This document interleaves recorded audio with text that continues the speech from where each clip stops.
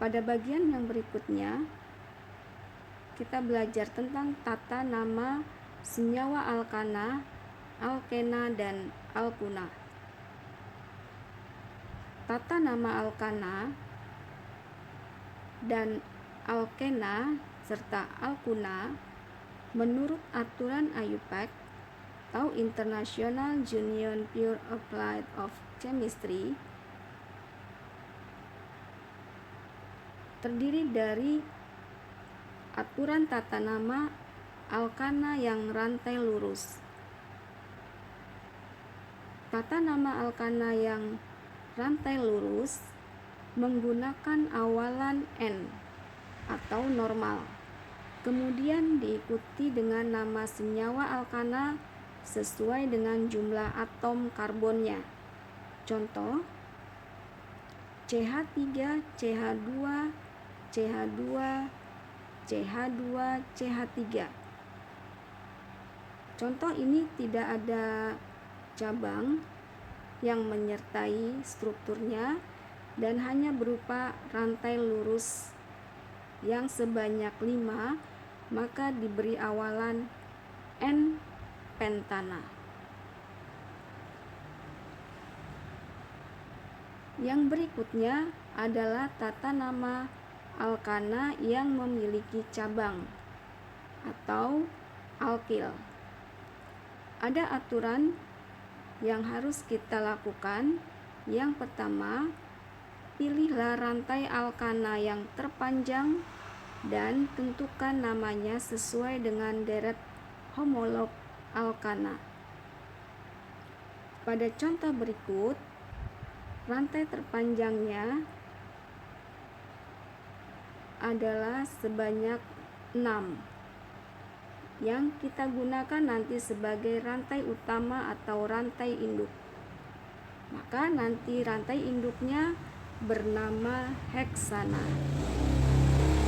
Sedangkan untuk soal yang kedua, rantai terpanjangnya sebagai rantai utama atau rantai induk sebanyak 5.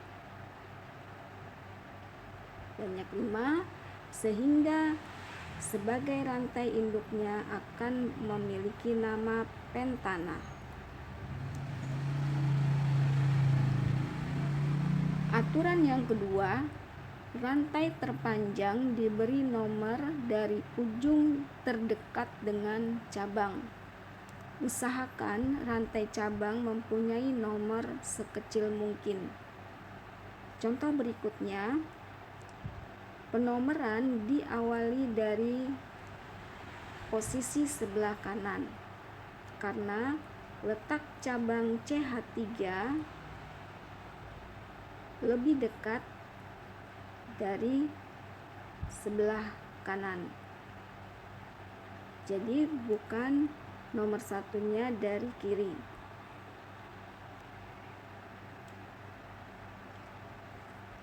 Aturan yang berikutnya, yang ketiga, tentukanlah nama rantai cabang dan tuliskan nomor letak cabang tersebut pada rantai utama. Contoh, posisi nomor 1 dari sebelah kanan karena ada cabang alkil di nomor 3 dan substituen CH3 bernama metil pada posisi nomor 3 sehingga ditulislah namanya 3-metil heksana.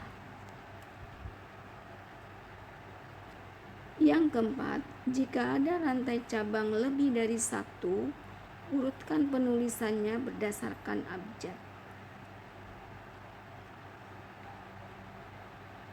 Rantai induk atau rantai utama sebanyak 6. Cabang yang terdekat adalah di nomor 2 dengan nama metil dan di nomor 4 dengan nama etil. Sehingga sesuai abjad, kita harus menuliskan E terlebih dahulu, baru diikuti dengan yang berawalan M. 4 etil,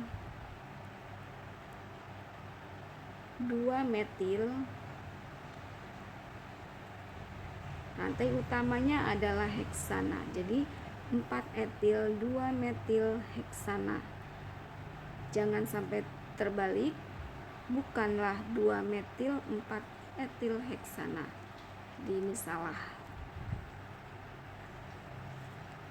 Yang kelima, jika kita menemui ada 2 rantai cabang pada satu atom karbon atau atom C tempat yang sama dari rantai utama, lakukanlah penomoran yang berulang. Sebagai contoh, rantai utamanya sebanyak 6. Kita awali nomor 1 dari kiri karena ternyata dari kiri lebih dekat cabang etil dan cabang metil. Sama-sama cabang tersebut ada di nomor 3, sehingga menuliskan nomor harus diulang pada tiap-tiap nama alkil, yaitu 3 etil, 3 metil heksana. Yang keenam, jika ada 2 atau lebih rantai cabang yang sama, gunakanlah awalan di, tri, tetra, dan seterusnya. Ingatlah menuliskan nomor letak masing-masing cabang tersebut. Pada soal ini, rantai utama sebanyak 6 dan nomor 1 yang terdekat dengan cabang ada dari sebelah kanan. Dan di nomor 3 ada substituen yang sama, yaitu kedua-duanya memiliki nama metil. Maka penomoran harus ditulis 2 kali, 3, 3, dan sebelum metil harus diberi awalan di, 3, 3 dimetil heksana. Nomor 7. Jika dalam pemilihan rantai utama terdapat 2 rantai utama yang mungkin dengan panjang rantai yang sama, pilihlah rantai utama yang memiliki cabang lebih banyak.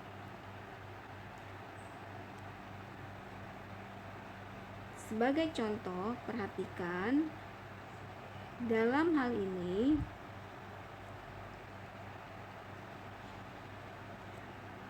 sebagai rantai induk sebanyak 7, penomoran terdekat dari kanan.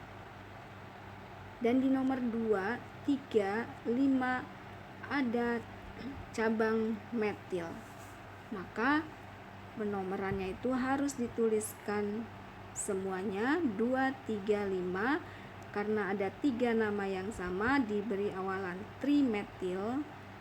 Kemudian di nomor 4 ada propil, cabang propil, maka 4 propil heptana. Metil diambil dari M-nya dan propil dari P, sehingga sesuai dengan abjad M lebih dahulu dibandingkan dengan P. Jangan salah, bukan namanya 4 sekunder butil 2, 3 dimetil heptana. Ini adalah salah. Berikut adalah sifat fisik alkana. Dari deret homolog metana sampai dengan dekana, jumlah C semakin banyak. Maka semakin panjang rantai karbon, titik didih, titik leleh, densitas dan indeks refraksi akan bertambah karena gaya tarik van der Waals antar molekulnya semakin besar. Namun, dengan adanya cabang, akan mengurangi gaya tersebut, sehingga sifat fisiknya akan berkurang untuk senyawa yang jumlah atom sama.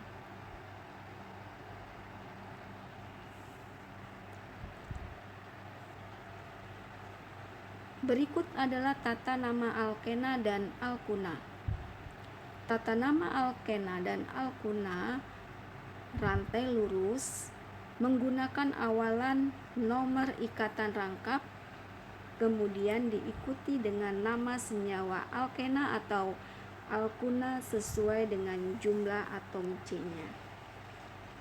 Pada contoh berikut, jumlah C ada 5, tetapi ada rangkap 2-nya, maka penomeran harus yang dekat dengan rangkap 2, yaitu dari sebelah kiri. Jadi rangkap 2-nya diambil ke nomor yang C terkecil, sehingga namanya menjadi 2-pentena. Sebagai catatan, memberi nomor itu dimulai dari atom C yang dekat dengan ikatan rangkap.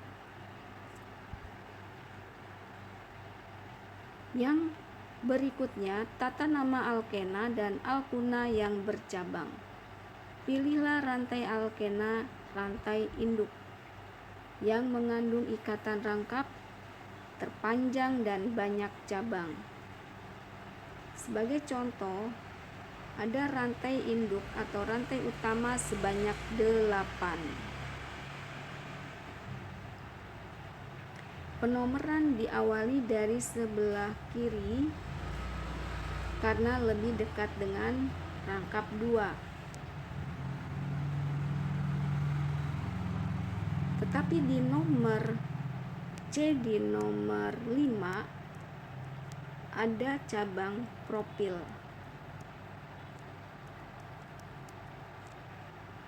Maka penamaan diawali dengan posisi cabang berada, yaitu 5 propil, diikuti dengan letak rangkap 2-nya yaitu 2, dan jumlah C-nya ada 8. K, senyawa alkenanya adalah oktena.